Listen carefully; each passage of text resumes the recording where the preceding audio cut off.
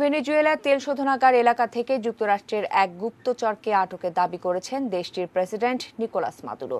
শুক্রবার রাষ্ট্রীয় টেলিভিশনে সম্প্রচারিত ভাষণে প্রেসিডেন্ট মাদুরো এই দাবি করেন।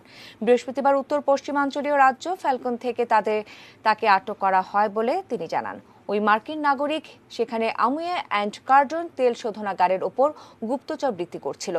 মাদুরো জানান, আটক গুপ্তচর মার্কিন নৌবাহিনীর সদস্য। তিনি ইরাকের সিআইএ ঘাঁটিতে কাজ করেছেন। তার কাছ থেকে অস্ত্র, বিপুল পরিমাণ নগদ অর্থ উদ্ধার করা হয়েছে। ভাষণে আরেকটি তেল শোধনাগারে বিস্ফোরণ চেষ্টা নস্যাৎ করার দাবি করেন মাদুরো। এদিকে গত মাসে ভেনেজুয়েলার আদালত যুক্তরাষ্ট্রের গুপ্তচর হিসেবে অভিযুক্ত করে দুই মার্কিন নাগরিককে 20 বছরের কারাদণ্ড দিয়েছে।